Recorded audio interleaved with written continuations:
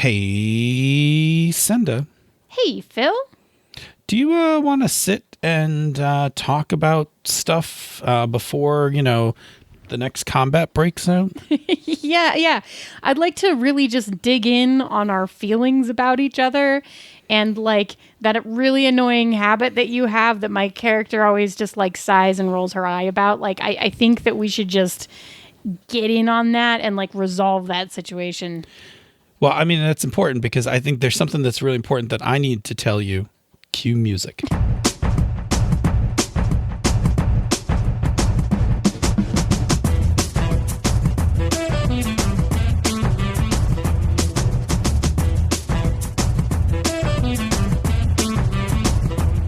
And welcome to another fine episode of Panda's Talking Games. I'm one of your hosts who loves to chat in character. And your name is? Phil. And I am your other host, Senda, who also really likes to be in character. Indeed, you are. Thanks for reminding me of my name. You're welcome. Welcome to episode 230 of the show. Clearly, we must be talking about role-playing tonight, but I'm sure we didn't come up with this ourselves. Where did our topic for tonight come from? Yeah, it came from Ryan Bolter on Twitter, and he asked us, how do we give our players chances to role-play amongst themselves outside of the plot that we set up? Also, how do we as players embrace those chances without relying on the GM to specifically point out it's downtime, talk in character for a bit or something? I like the or something a lot. Yeah, or something. Like, or something. Do something. Go, minions, puppets, make role play. So I'm gonna just define one term very briefly. I think we know from Ryan's context what we're talking about, but RP or role play is often defined as the in-character dialogue between either PCs or a PC and an NPC. RP obviously being short for role-playing, which, it's a shorthand that, if you're not familiar with it, it's a shorthand that a lot of people use to mean the dialogue parts, as opposed to like the crunchy parts like combats and skill checks and things like that. So sometimes you will hear people talk about like, oh, we had a really good session last night because we had a lot of RP. Yeah. Right. But it's also a bit of a misnomer because it's not like we're not role playing all the other times that we're playing the game. Yeah. But it's just over the years, this RP has become the shorthand to just mean the talky dialogue parts. Yes. Which is okay. We're not here to change definitions. We are here to merely establish them. So we're just going to stick with that. Role play or RP is what we're going to use tonight as we talk through things. And to address Ryan's points, we're going to attack this. We're going to attack this from a couple different angles. So first of all, we're going to talk about setting up your game for good RP. Then we're going to talk about what you can do as a GM to encourage this. And then also to address Ryan's last point, we'll also talk about from the player side what you can do to also make for some good role play. Yes. Sound good? Yes. It's all Okay. My favorite. Yeah. It's as much your favorite as it is mine. I know. Right? I actually really love. I really love playing in character. It's all my favorite bits. Yeah, I am. When I GM things, I will just jump into like random NPCs and play things out, unless I'm like on a time budget, or I really like, there's some other parts of the story we have to get to, and then I'll just kind of hand wave through some stuff. But I'm very comfortable just kind of jumping into being whomever, right? The mayor of this town, whatever, and like just start if you want to start talking in character, I will talk to you in character. Yes. Because, yes. Yeah, yes. I'm very much, Yes. and you, of course, I know, love playing in character. Yeah, I am not I don't tend to be It happens always, and it depends on the exact setting. But I don't tend to be sure she tells you this stuff because you had a conversation kind of GM. I am definitely much more of a like, go talk to the person. I will talk to you. If I tell you that in a game, it's my indication to you to keep moving. Yeah, this is unimportant. This was not important. Just move along. Yeah. Like if I give it to you and don't make you go ask for it, I mean to put you somewhere where you are going to talk to someone. Yes, but this is just not the someone. Yeah. I will say, as an aside, or a footnote, if you want to hear some really good RP between the two of us, I will make two suggestions that exist out in the world. One is a Sasgeek game, Sasgeek episode. There are two Sasgeek episodes. Well, I'm thinking of what is it? The sky is gray and you are depressed. Yeah, you are distressed. Distressed. Yes, not depressed. Yes. Sorry. That oh my gosh, I'm so sorry, Josh. That was a fantastic like intense RP scene. It was great, and I mean, well, I will say there were people who actually let me know that they couldn't listen to it because it was a little too much, and I was like, that is okay. Like, we had a grand old time playing it. It was great. The emotional investment was very high. But I would be tempted to also say Star-Crossed, also on Sasgeek. Oh, Star-Crossed is excellent. And then I'll add a third one. Yes. Because it's on YouTube. Yes, it is. I know what you're going to say. It was so And it would be good. Lady Blackbird. It was so good. It was so good. Yes. Captain, we were the captain and hand. Lady Blackbird. That's where that goes when you dance this closely. Oh God, that game was amazing. Anyway, so if you want to hear us put our money where our mouths are, there are recordings you can hear us having a lot of in-character dialogue. It's true. With each other. It's true. All right, so we should get started by talking about setting the stage. Yeah. Because I think that in all cases, right? And I'm gonna have you actually describe what you can do to set the stage, but I'm just gonna mention this. If you are jumping into a game group, and you have not done the things we're about to explain, like you may be getting into a game group that doesn't RP a lot, and you may come in and start talking the whole time, and while like people will just be like looking at you and stuff. So there is a need for kind of like. I'm sorry. Yes, that is you. Person. Yeah, absolutely. So what are the things that we can do when we're like to set the stage for an atmosphere of having good role play in our games, if that's a thing that the group is interested in doing?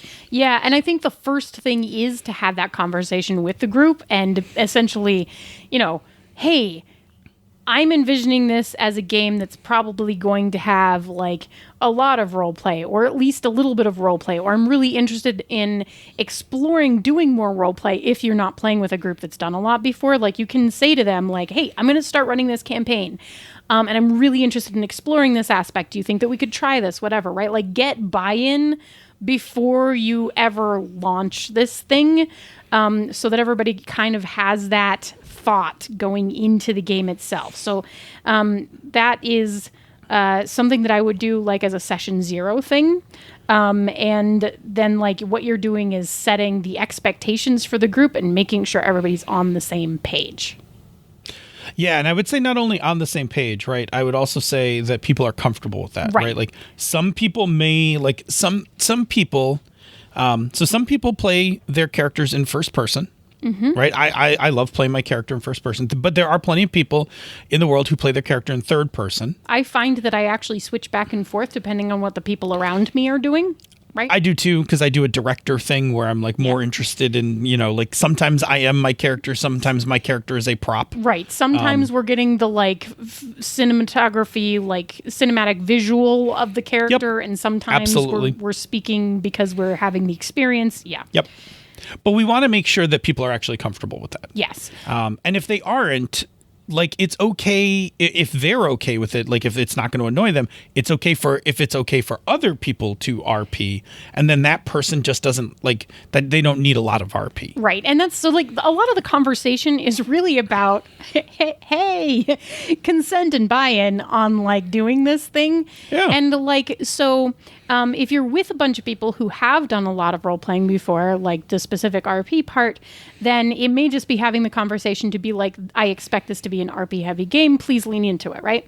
But if this isn't a group of people that you've played before, or it's a group of people that has historically played less on the RP heavy side, then the conversation might be more along the lines of, can we try this? Are you comfortable with it? Who's in? What are we interested in exploring?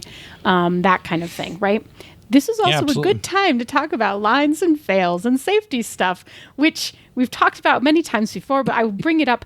So go check it out, our previous episodes about safety, if you haven't encountered it before, because it is important when you start talking about roleplay and stuff. Having said that, then the other thing that you need at the beginning of a game to create a way for roleplay to happen is to give your characters, like, set them up with some kind of relationships, right? Because if they don't have relationships with each other, it's really, really difficult to make roleplay and like in-character dialogue just happen, because it has all of the awkwardness of approaching a stranger in a bus stop and just trying to strike up a conversation randomly. It is exactly that, right? It's terrible. It's why games without like set relationships or linked backgrounds or like group templates, like whatever the method is you whatever use, you want to do, like without those things, like those initial RPs are they're painful. They are they're excruciating. Yes. They're so awkward. So do you dungeon much? like I mean, so unless you have a purpose in going for the really awkward, like if this is some sort of like weird romance game thing and you're meeting for the first time and you want to have that awkward tension and you're gonna role play out and role play through it, but like role play the awkward and the attraction or something, like that's different. Sure. But if you're meeting in an inn and you want to be like, okay, you are all now sitting at the same table now, role play, everybody is gonna stare blankly at each other across the table like, oh God, what do I say? I didn't even want to be at these table with these people. I don't know who they are. Like, you know. So I will give a tip to this, right? Because one of my favorite movies of all times actually deals with this problem, which is Quentin Tarantino's Reservoir Dogs, which is about a group of criminals who wind up getting put together for a job, who don't actually know each other, right? So there's a whole part where they don't know each other, but the movie opens with them just before the robbery, sitting around a table having breakfast and talking. And so what they're talking about is like nonsense stuff. Mm-hmm. But it's really like it's a master class in dialogue, because it's just like these guys who don't really know anything about each other, so they're not talking about anything personal, but they're just talking about like thoughts on stuff. And I don't want to get too far into it, but and you could do that, right? But you would have to set up that expectation that that's what you're going to, right? Like, so like this is like, it's, you know, as no, and that's the point, right? The point is like, if your game is going to be about, and this was what I was trying to get into. If your game is going to be about, you are a group of criminals that are being thrown together for this job, and that's the opening of the game, and like maybe after this job you're going to become friends or whatever, then like the expectation is like, I need you to be able, like, and we want to do some role playing, like we're going to have to do this without you guys knowing each other. So like, how do you guys talk to each other without, wanting to know anything about each other, i.e. if you get caught by the police, that you don't turn in anyone in the group. Right. And like and I actually haven't seen Reservoir Dogs, so like then I'm like, then you make it super awkward by putting like in a restaurant and you're all sitting at the same table, so the waitress assumes that you all know each other and you have to make it look like you do. Right? Yes. Like, force them to talk to each other. Give them a reason to talk to each other. If the reason is not the relationships that you build together, then they need to have some other reason to talk to each other. And that might be, we're doing a job together later and we have to be able to communicate. But right now the waitress is watching us and she can't think that anything is fishy. Right? Yeah. Like, It's great. There has to be a reason, because otherwise I'm going to sit and play on my phone and not talk to the other person sitting at the other end of the bench. I sure shit am because I'm an introvert. Like, no. I am able to go to work conferences and talk unless to no one. unless I make myself go to talk with people, Correct. I will talk to no one. Yes. Yep. I actually have to sometimes put it on a Post-it note that says, like, you must talk to 2 people today. So this is where we just get into, like, you have to give people a reason to have a conversation, whatever that reason is. The way that we typically do it is through relationships. I think we've just discovered that there are other reasons to make people have conversations, and that's fine. Sure. But there has to be a reason. Relationships are a great tool, right? Shared background is another one, Yeah. which is also a type of, like, shared background implies relationships, all of those things. So having those things in your pocket kind of allow you to shortcut your way into a conversation. Right. And then it still might be slightly awkward for you as people when you first do it, because you're like feeling your way through your character and, you know, how they would approach this situation. But it removes the element of awkward where your characters are also awkward. Right? Yes. So it just makes things much easier, and it means that you can walk in and just start making assumptions about relationships. And honestly, and this is not necessary, it's just the thing that works for me. I will just throw it out there, partially unrelated side note. If you walk into a situation and you're comfortable with the people that you're walking into the situation with, and you need to create an immediate relationship, like you need to have an immediate reason to talk to another character and have a relationship, it's really easy to walk in and immediately create something contentious like, oh man, I can't believe you keep ordering those mozzarella sticks. So I think in dating circles, right, this is called negging, right? Like this is where like you put someone down to get them to compliment you. But I was going to make the same. That's not for a compliment. That's so that people start fighting each other immediately, because that forces there to be a conversation.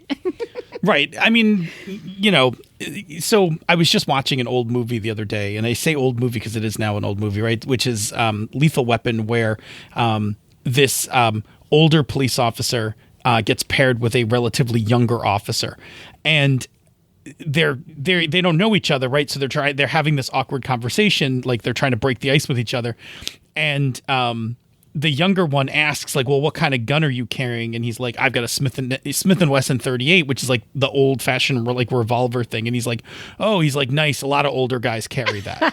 Yeah. Right. And it's that little bit of tone, right? I'll tell you another story, because I'm feeling chatty tonight. Sure. So I'm feeling chatty tonight. I thought you were cold, but sure. I'm freezing, but chatting is keeping me warm. Okay. When I started my most recent job, coming up on 11 years ago, I started as one of 3 project managers, and we started a week apart. And I was the first one in, and for a week I was like by myself in this office. And then the second week, my office mate Ralph came in, and on like the second day that we were hanging out with each other, we were sitting around chatting with each other with a couple of the people who like worked, who were already working in the office. And Ralph made some side reference to me having a Britney Spears poster up at my house. Right. And it was just like this little dig. And I was like, oh, we're going to be really good friends. Right. like this little, like that little jab was the beginning of just an endless back and forth of us kind of like hurling insults at each other. Yep. It was great. Yes. And I sometimes just text him now that we're in COVID land, and I'm just like, I miss you. Right. And then we have like a really awkward conversation because you can't insult chat. each other the same way. Well, the thing was his specialty was like really bad innuendos, but also like playing chicken. Uh-huh. So like if he said something and then you said something kind of risque back, he would double down and say something even worse. Is that where you got it from, or did you already have that and now you just got paired off in an office with someone who is gonna? I don't think I was. I mean, I think I've always had this skill, but like Ralph really helped. Honed it. It was a lot. I had a lot of practice. There are people that were sitting in our office that were like, "Oh my God, will you two please stop?" Like just. Anyway, we should continue Yes, on. All right, moving so right along. setting the stage. Yes. We've now talked about setting the stage, which is great because listen, there is never a time where you should just jump into a thing without kind of getting people on board first. Yes, it won't work. Yeah. And I will also add to the setting the stage thing. If you add people to your group or you create a new group, these are a great time to talk about like your comfort and your expectations for having RP in your game. Yes. Yep. Because you could add somebody to your group who's going to be totally fish out of water when they see like how much RP is happening in your like in a group. Yeah, or also potentially the specific flavor of RP that your group tends to lean towards. Like, you know, you could be a troop of disaster pansexuals that like will try to relationship anything that like, you know, that has people in it. I mean, you could just I'm sorry, say I'm my specifically name. referring to your like, group. just it's fine. Like, whatever. Yes. Just I don't think they're all disaster call me pansexuals, out but I here. think there's enough of them in your group. Yeah. Good enough. Moving along. Okay. Let me jump in and talk about the GM side of things. Sure. To get back to get us back on track. Back on track. All right. So as a GM, you have the ability to create spaces for role playing in the game. Now, if you are a GM who preps things, and I have been, and sometimes am, depending on a game, then you can do this very specifically in your prep. Like you can outline your game, however it is you outline and prep your game, and you can like just put in there that you're going to have a scene where this character talks with this character. Yep. And it could be about a topic. It could be that, you know, if you just throw the two together, they're going to talk about a thing anyway. Like it can be very directed. It could be GM directed where you just put them together and prompt them. It could just be that you put them together in a room and be like, well, these two will be like, you know, kept off to the side while the council's talking. Just let them play out a little RP. Yeah. Yep. Right? Or it could be very specific. These two are outside the council chambers while the council's debating and have them discuss the Duke. Right. Right. And just either one is perfectly fine, but you can actually just bake that right into your prep. Yeah. Totally fine thing to do. Totally okay way to do it. And if you are baking it into your prep, then the other thing I will say is like, make sure that you kind of do that for everybody who likes role playing in your group. Yes. So, you know, you don't have to do them all in the same scene, but like sprinkle them like throughout your notes. Sprinkle them like Nazis. Makes plot happen.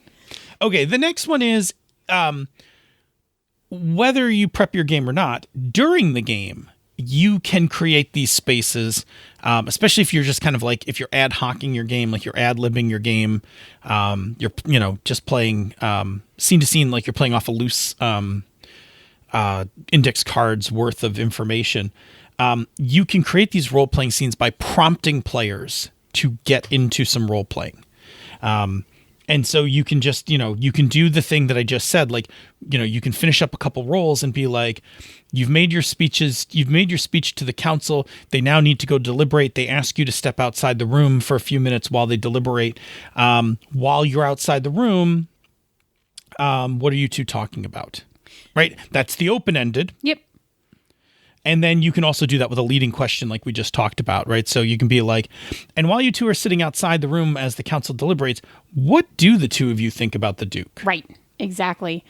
Or what are you both saying to each other about the Duke? Right. And like jump into it like that. And the interesting thing about that, I just want to jump in and point out, is that this isn't necessarily that different from saying like it's downtime, talking character a bit or something, except that you are specifically providing them with kind of a scene, the situation, and a topic and a reason to talk. And it gets back to that having a reason to have a conversation thing. Because if there isn't a purpose to the conversation, it can be really difficult to get that going. So as a GM, jumping in and saying like, you know, how did you feel about like the deliberations so far or whatever it is, you know, can prompt people to sort of, you know, get off and running in a direction.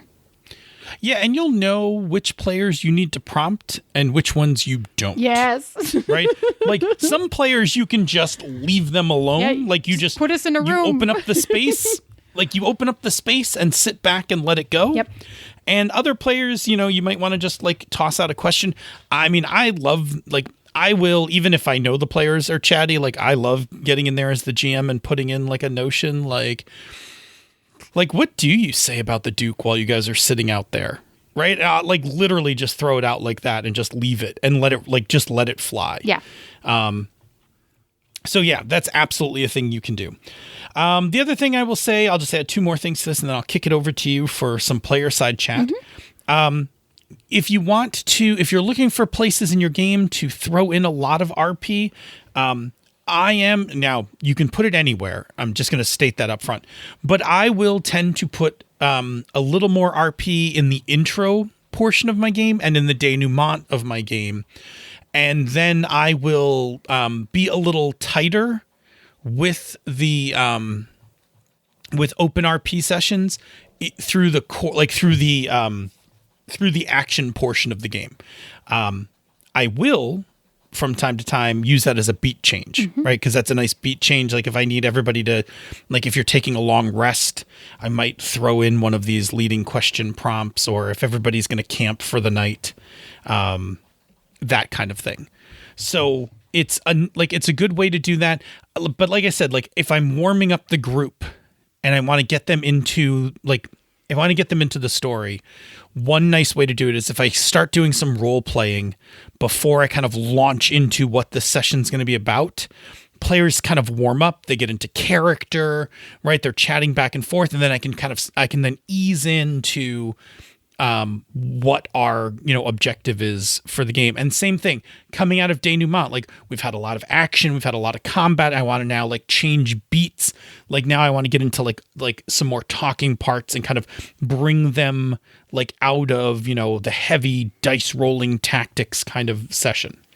And then also, again, you can just do this in the middle of a game. Like if you have an extended action sequence, like you're doing an investigation racing through the city kind of thing, having a few minutes of RP while you're on the airship, you know, moving across town is a perfectly good change in beat.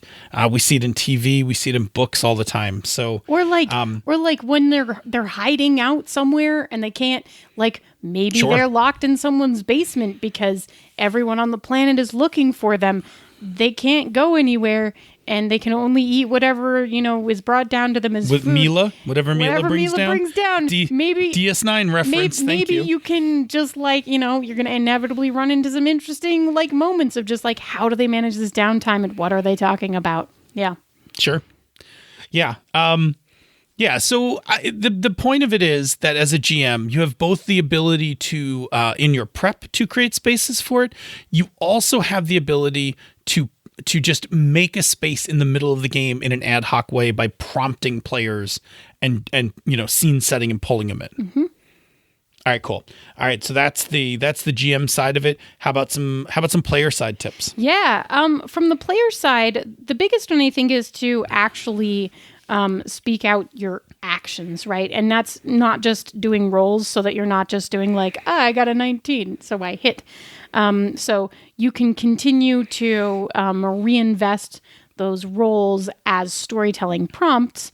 And yeah, we've talked about this before, like describing every single thing in a combat can go on for a really long time, and maybe that's not what we're doing, but you know, if you roll a 19 trying to convince someone of something, then use your words and try to convince them of something, right? Like you're persuading them.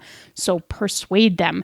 Persuade them the way that you would successfully instead of the way that you would unsuccessfully, right?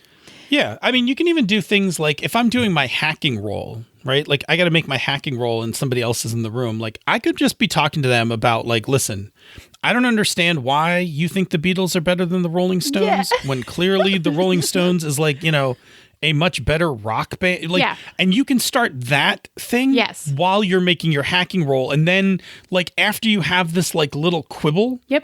Then you like this little conversation. You hit enter and you're like, all right, we're in. Right? Yeah, exactly. And then like you can, yeah, exactly. So it like you can have these things all over the place. And you can insert them into these things. lots of people, like, listen, most games that we're playing, the characters are competent professionals, right? So a competent professional can do a thing and also have a conversation about a thing. Yep. Yeah.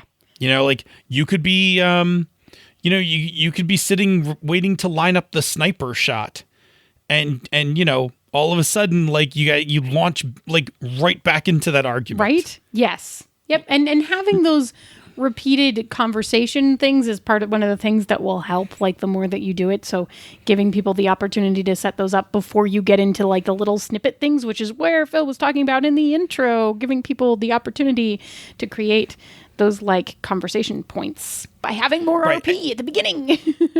Right. And as a player, you can just literally do this. You could be like, all right, well, I'm going to start my hack. I'm looking for the perimeter. Like I'm looking for an exploit that'll get me in, through, past the firewall. And I think while I'm doing that, like I look over to Johnson and I'm just like, I seriously don't understand how you think that, that McCartney is a better performer than Mick Jagger, right? And just because he just started playing something by the Beatles while he was doing his thing, right? So so you can do that as a player and prompt it. Now the GM's going to have to help kind of corral this so it doesn't sprawl out to a 20-minute conversation and nothing else gets done. Yes. But that's okay. Please. That's on the GM. The GM will manage that because the GM can basically at some point be like, okay, but roll. Right.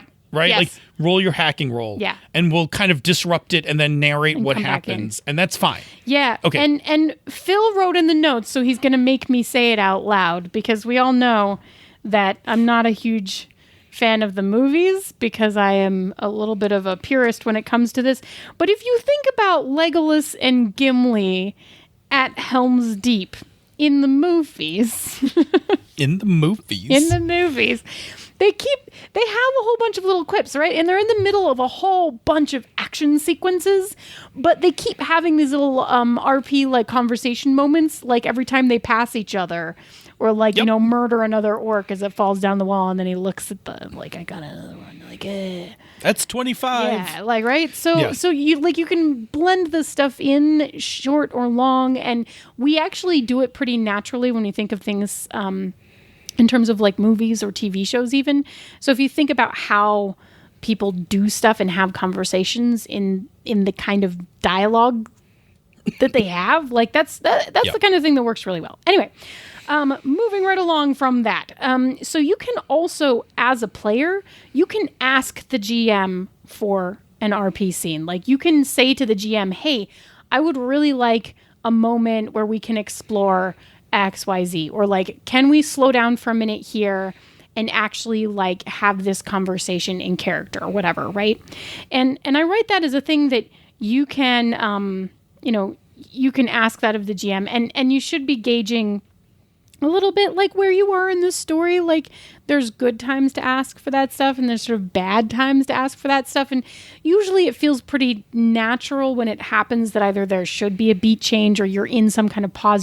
You're in the elevator, going up to the floor that the heist is going to happen on. And you're like, can we just spend like 2 minutes actually being in this elevator and having this weird conversation that we're going to have before the door dings open, and then you can have the door ding open at like whatever awkward, brilliant moment that makes sense, or doesn't, as the case may be, right? So sure. So like, so play that and play nice with that, and don't be mean to the GM in asking, but you can ask the GM. You can also ask other players that you're playing with, right? Like I can say to Phil, like, hey, we're about to go, the GM's like, cool, you all get on the elevator and you're headed up. And I go, cool. Can we take a minute here and just like, Phil, I really want to just have this brief conversation with you about your dog that we just left behind with 3 legs. I don't know. Like whatever just happened. Not leaving that dog behind. Like, okay. Like, can we have this conversation quickly as we take this elevator ride?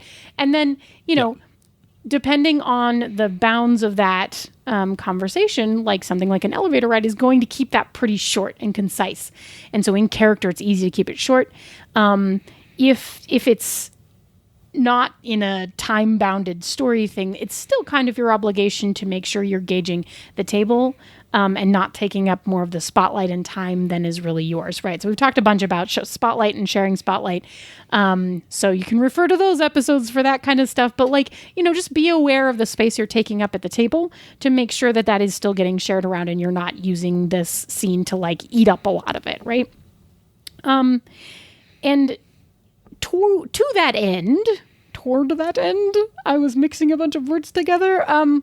Have a single conversational goal when you jump into that type of conversation or where you prompt for something in the middle of things so that you have a specific end point in mind that you're trying to achieve in this conversation so that you know when it's over, right? Like, and sometimes that means we're in the elevator and the door's open. We know the doors are going to open, whatever, right? But sometimes that means my goal is to convince you to stop... chewing gum. So, like, we come to some sort of compromise and then the conversation is over. So whatever that is, you have a goal. Or, like, my goal is to tell you something. My goal might be, like, I have these feelings and I need to express them to you for whatever reason. Once I have expressed my feelings and you have responded about your reaction to said feelings, then we have accomplished the goal of the conversation and we move on, right? So yeah, I mean the conversation in the elevator about chewing gum is hilarious. Yeah, right? Like if it's just like, one character like popping their gum really loudly as the elevator music plays and you're going up and you're like in full like heist like masks and stuff. Like I've kind of wanted to talk to you about this bubblegum thing, but haven't really had a moment. Like, that's really obnoxious. Could you not? Yeah, like, is this a thing you do all the time? Yeah. So, like, that's, and it could be that or it could be more intense, right? But I mean, I will say this. I am a huge fan, right? I am a huge fan of characters doing important shit while having dumb conversations. Yes. Like so seriously, like I mean, like my example about the hacker getting into an argument over the Rolling Stones versus the Beatles, by the way, which I do not have a dog in this fight whatsoever. I like the Rolling Stones. I like the Beatles, right? Don't first of all, let me just back up. I don't have a dog in this fight is a terrible metaphor. So let me retract that. I don't have stakes in whether the Rolling Stones are better than the Beatles. But I do know that is a very fast way to start an argument with certain people, right? So yes, like, but for me, like, I love when highly competent people are having dumb conversations while doing highly competent things. Yeah, it's amazing. And I will refer to basically all of Quentin Tarantino, Pulp Fiction is like both Pulp Fiction and Reservoir Dogs are masters of this kind of inane dialogue, while these like terrible things are happening. And I love it. And my characters do it all the time. It is definitely one of the things that my characters will embrace fully in play. Yeah. So anyway, so have fun and just be in character. Like, feel free to talk in character whenever, no matter if this is officially an RP moment or not, right? And that's part of the expectation setting thing, up front, to be like, you don't have to wait for an RP moment. And then I think the other thing is when we talk about these brief conversations that you're inserting and getting to the goal and then ending it, the one thing I wanted to add to that was that might mean that you come to a conclusion in the conversation and move on to the next thing together. And that might mean that you come to the goal point end of the conversation and you hard cut. And that, so that's like the elevator doors open, ding, and you go do the heist. Or that's like, they finally had the conversation, The Wizard and the Curse. Oh my gosh, I love Our Traveling Home so much. It's on Kickstarter right now. You should probably just go back it. Just trust me, go back it. Anyway, so The Wizard and the Curse just finally kissed, and it was amazing. And then we cut away. Like, they had the conversation and they kissed. We don't need anything more from this scene. We cut away. Yep, hard cut. Yeah, and that's the thing. When you think about dialogue in these games, like when you think about dialogues in your games, in scenes and things like that, like look at it with the eye that a director would, right? Like once you've kind of reached the objective of the conversation, then get out of it. Yep. And if it's the like inane conversation, right, then let it return to the action, right? The computer chirps because it has broken into the mainframe, or the doors open on the elevator and there's 16 guys with guns standing on the other side of it, yes. right? And you pop the bubble and then sprint out the door with both guns blazing. Can I just say, I love this scene so much as the vision of these highly armed people in the elevator. The one of them is popping their gum, and the girl from Ipanema is playing, Yeah, exactly. Yeah, exactly. Background, and it's just this weird moment of this inane conversation, and then ding. It's something even worse. It's not even the girl from Ipanema, right? So it's something like Stairway to Heaven, right? And so that's initially what the conversation is. It's is this Stairway to Heaven? And the other one's yeah, I think so. Pop. And then pops their gum, and they're like, I've been meaning to talk to you about that. Yeah. This gum thing? Why? It's my nerve. It calms my nerves. And I need calm nerves before I get into a gunfight. This keeps me chill. Do you have a problem with it? Yeah, actually I do. Is it the chewing or is it the bubbles? It's the popping. So if I was just to chew the gum, that wouldn't bother you as much. Yeah, if there wasn't any smacking. Wait. I'm saying if I blow a bubble, that's annoying you. But if I just chew it, is that annoying you? Well, only if you make the gum Are you saying I chew with my mouth open? Well, I don't know, man. You make weird noises with the gum. Right? So then ding and the door's open, right? Right there. Don't resolve it. Just go on. And then you can come back to it later. Yeah, so those kinds of conversations, because they don't have points, you need something else to pull the conversation away, and just having the action come back or characters jump in. Another player could just jump into a scene. The two could be arguing about the Stones and the Beatles, and the third character comes in and is are you two arguing about this again? And we're not even talking about Led Zeppelin, right? And immediately sits down and is are you in yet? Yeah. So those are the things that break, the nonsense stories need something else to break them up. When a conversation is about a specific thing, asking for something or looking for information or whatever, those have a purpose. And when you meet those purposes, like you said, get out, pull out of the scene. Cool. Mm-hmm. Oh, that's fun. This is We accidentally did the thing.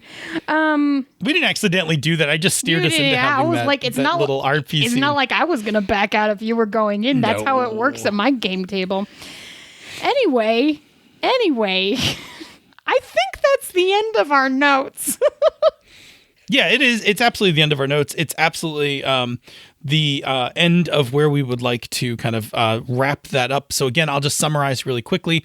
Establish it in your session 0 or in your expectations for the game. Create some relationships to have stuff to initially talk about. GMs can make spaces for this in the game and create those spaces for players, and players can create those spaces as well by just narrating what they're doing, or, and this is just an actual thing in role-playing games, communicate to the GM that you would like to actually have that kind of scene and make it happen. Yep. Cool. That's it. All right. Tell me about a show on the Misdirected Mark Network, and then let's get to the closing, and then we'll head over to the Bamboo Lounge to chat for a little bit. Yeah, well, hey, another show on the Misdirected Mark Network is the Misdirected Mark Podcast. Oh, I know those guys. Yeah, so on the Misdirected Mark Podcast, you can catch Phil. You might know him. He just raised his hand, but you couldn't see it. And Bob and Jerry, and they talk about gaming and game design and game mastering in an effort to entertain and inform you. Yeah, absolutely. Good times. Good times, fun times. Great oldies.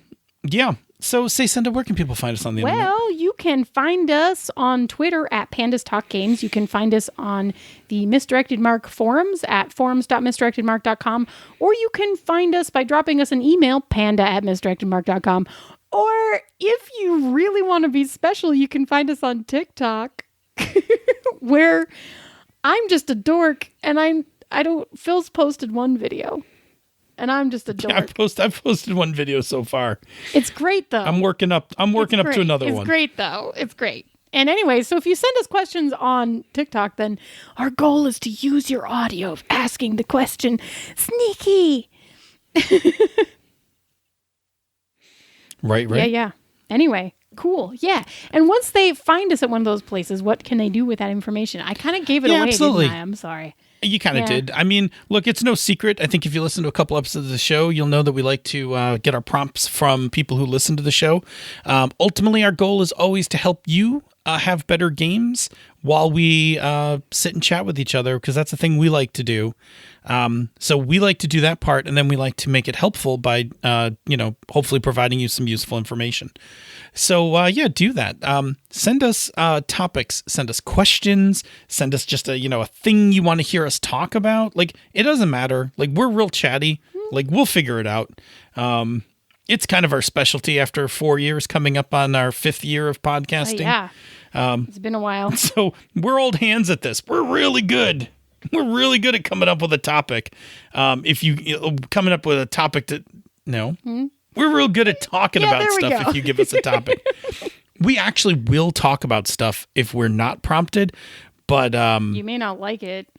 Yeah, it may not be useful to you. And really, we're really about making gaming better for everyone. So we like to do these. Anyway, I feel like what we do here elsewhere on the Misdirected Mark Network, consider supporting our Patreon campaign. You go to patreon.com/MMP. Patrons of the show get all sorts of great things.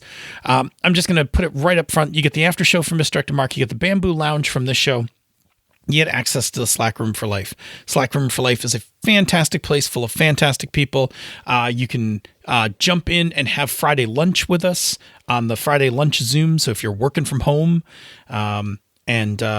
I call it lunch because I'm the one who hosts it, and it's 12:30 Eastern. Second breakfast. You just insert whatever meal or cocktail depending on your time zone. So we have friends in Europe who are finished with their day, so they are clearly just having cocktails and relaxing with us. All the way over to Mountain and the West Coast, where it is either breakfast or second breakfast. Second breakfast. First breakfast sometimes if Senda can't get her shit together in the morning. Yeah, that's happened. Whatever. Actually pretty standard, frankly, now that I work from home, because I find that I'm just not really hungry until about 10. So it's like, whatever, Correct. I'll just eat breakfast. Anyway, the your patronage goes a long way. From our hosting costs to equipment to all of that stuff. It is the thing that makes all of this possible month to month, year to year. So thank you very much. There's another thing you can do. There is a thing that we can always use help with, which is always to get more listeners. We've already assumed you've exhausted your friends list. We assume that you've already posted us out on social media to, whoever follows you, because you're awesome and you would totally do that for us. So there is another thing you can do that gets strangers to come over and listen to us. It's like putting a carrot in one of those boxes with the stick, right? Like that's how we need you to put the carrot down so that they come and listen, and then boom, the box falls on them and they're like a permanent listener. So what is that thing that what's that thing that people can do? Can leave us a rating or review on Apple Podcasts or the podcatcher of your choice. Every new review we get really does actually help new people find the show, whether you trap them under a box or not. We appreciate it either way. Anyway, they make us feel super warm and fuzzy inside, and because of the way that search algorithms and stuff work, they actually help new people find the show, which is also fantastic. So we super duper appreciate all of you who have already left reviews. Thank you. You're fantastic. Yeah, thanks so much. Anyway, Senda. I still don't understand. Is it you think I chew with my mouth open, or is it just the popping of the bubbles?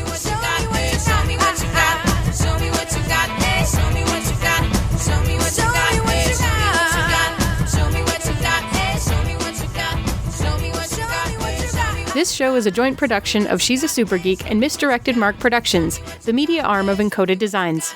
Show me what you got, eh? Show me what you got. Show me what you got, eh? Show me what you got. Show me what you got, eh? Show me what you got. Show me what you got, eh? Yeah. Click, click. I need to adjust my microphone. There we go. Is that a metaphor? I think it's better. I don't know. For what? I mean, it would be a metaphor if I said it. I need to adjust my microphone. It is like an innuendo. Oh, you're right. Not a metaphor. Innuendo. I'm good with those too. You are. You're very Yes, good. You're very good with the innuendo. I'm actually too. It's actually it's at times as much of a problem as it is a what you call it, as a benefit. To be honest. Dear. Goodness. Yeah. Okay. It's snowing. It's snowing. It's been snowing. I haven't looked outside in a little while, but it's been snowing. No, well, we can't talk at the beginning like this because no, we let's need stop. to record and you. No, are I'm ready cold. to jump in. I'm ready to jump in. Okay. Tell me. Yeah. Make it start. Okay.